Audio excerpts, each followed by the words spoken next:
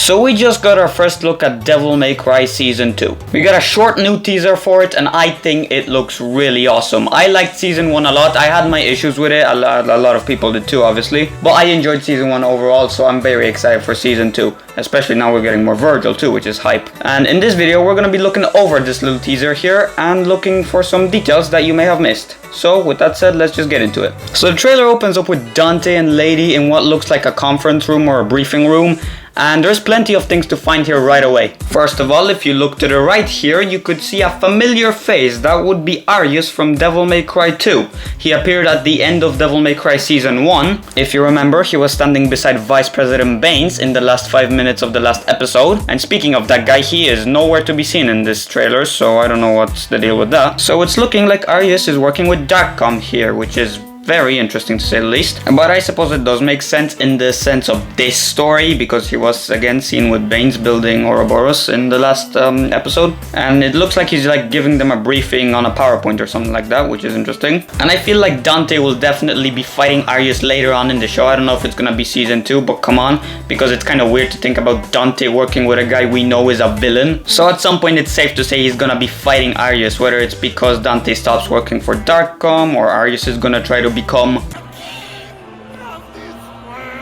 Next up, really quickly, a lot of people pointed out this woman standing behind Arius. I saw some people on Twitter saying that it might be Lucia. I do not think so. I believe that's just some random Darkcom employee, but I could be wrong. Dante is still seen wearing his old outfit, but with longer hair. We'll get to Dante in a second, but I want to look at the TV screen next. And as you can see, it's filled with a lot of dead people. And I believe that photo on the left there is meant to be Virgil.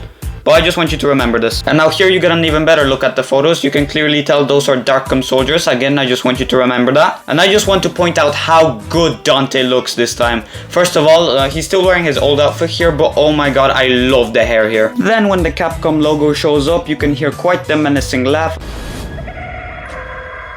A lot of people are speculating that that could be Jester or Arkham, but that could also be Arius, so let me know what you think. And now we get our first look at Dante's new outfit, and I really just want to point out how much better it looks. Like, I like Dante's design in Season 1, but this is way better. This one looks a lot more like DMC3 Dante. Obviously he's got the straps in there, he's got the turtleneck, which looks so nice. I'll go over it fully when we get a better look at it later in the trailer. But for now, yeah, I love this outfit. Then we get a look at what looks like a war between Darkcom and the demons in the demon world. If you remember at the end of Season 1, Darkcom invaded the demon world. And now it looks like they're shooting the place up. You can see Dante putting his outfit on here. I'm assuming this is in Nell Goldstein's weapons lab. You can see a bunch of cardboard boxes in the background. Probably unimportant, but still. We get a quick shot of Dante testing out Ebony and Ivory, and then I want to point out this specific shot right here, because there's a couple of things going on. First of all, Lady's wearing a cap, Virgil's fedora flashbacks from the reboot, and more importantly, to the... I'm making a video. And more importantly, to the right of Lady, you can see Nell Goldstein. If you don't know who that is, she is the one who made Ebony and Ivory for Dante.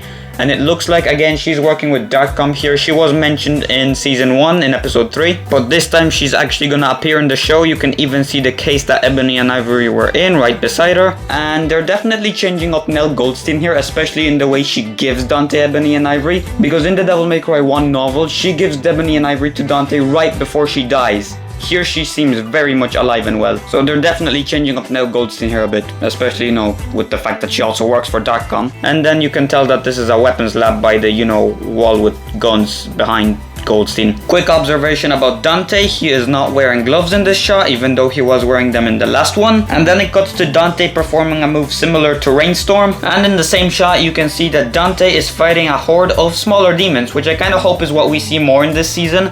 Because in Season 1, if you remember, most of the time Dante is fighting like big demons like Agni, Rudra, Cavalier Angelo, etc. The only time we actually saw him fight like smaller demons in Season 1 was at the beginning, where he saves that woman and White Rabbit's army. But then apart from that, it's either Darkcom guys or big demons. So I'm just hoping for more scenes of Dante fighting smaller demons and just completely trolling them like he did to the Darkcom dudes in Episode 2. The demons here also look pretty cool, and I also want to point out the location because it looks really cool too. There's like upside down pillars in the background, a broken down bridge what it looks like, and the demons are falling off some railings, so I like it. During the same shot, you can also see a bunch of demons running in the background, assuming they're running at Dante, so it's looking like it's gonna be quite the big fight here. And then you can also see that Dante has Rebellion back. If you remember from episode 8, Dante lost Rebellion during the fight with White Rabbit, so it's nice to know that he has that back. Here we have a better look at Ebony and Ivory again, especially Ebony since we mostly saw Ivory so far. And then we get a look at Virgil. This is the shot from season 1, you probably remember it. But then we get the sickest scene ever, man. Virgil shoots the Yamato, and first of all, why does the art style look like different here? It looks really nice and shiny.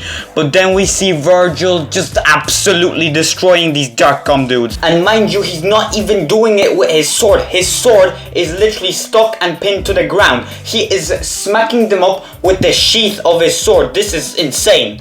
Like, okay, you can say whatever you want about this show, but no one will ever be able to convince me that the animation is bad. If you're here just for the fight scenes and stuff, you will be very happy. Like, he kicks a dude, uppercuts the next one, and then he judgment cut ends the rest of them. It is so sick. I love this. And remember the scene in the briefing room where Dante and the rest of the guys were looking at photos of dead Darkcom dudes?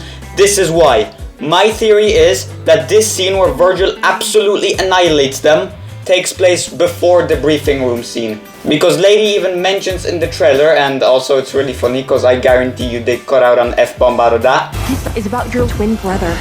That they found Virgil, and this is how. And a lot of people are kind of pissed that Dante is working for Darkcom. Again, my theory is that he's only doing it so he can find Virgil. And hell, this might even be the opening scene in season 2 where Virgil absolutely smacks these guys, kind of like the White Rabbit did with the heisters in the first episode. And that's why they decide to get Dante out of cryo freeze. Virgil is blowing something up. I could not tell you what it is, but it reminds me of the plane scene where Rudra blew the plane up. And then we actually get a good look at Virgil, and I really like this design for the most part. Like, if you showed me this photo, I would know it's Virgil instantly. Like, I like this design a lot. Except the hair. What is going on there? Also, I should probably mention that this all is happening like a sandy location. I'm not sure if he might be in like a desert or something, or maybe still in the demon world. And then we cut back to Dante. He's talking with Virgil, and we get an even better look at him here. It's raining in this shot. You can tell Dante's hair is a bit soaked, it looks like, at least. And I cannot stress enough how much I love this design, man. Like, if you look at season 1 Dante, you'd go like, yeah, that's Dante.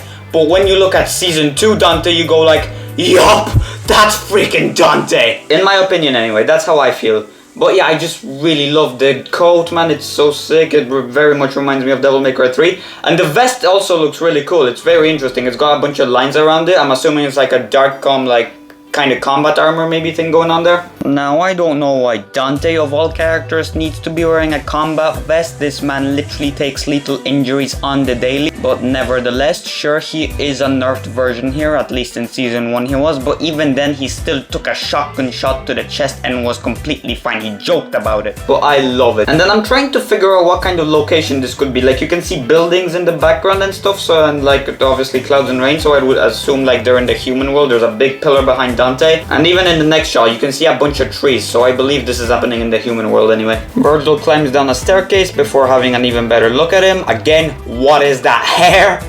And as I'm still trying to figure out what kind of location this is, might be outside a forest due to the green stuff in the back, the two brothers clash their swords and it cuts to the insanely badass logo. Which concludes this trailer breakdown. I hope you guys learned some details that you may not have seen the first time around, and if you have any details that I might not have spotted, please do let me know in the comments down below. But I hope you guys enjoyed this video. If you did, of course, leave a like and subscribe, and I will see you in the next one.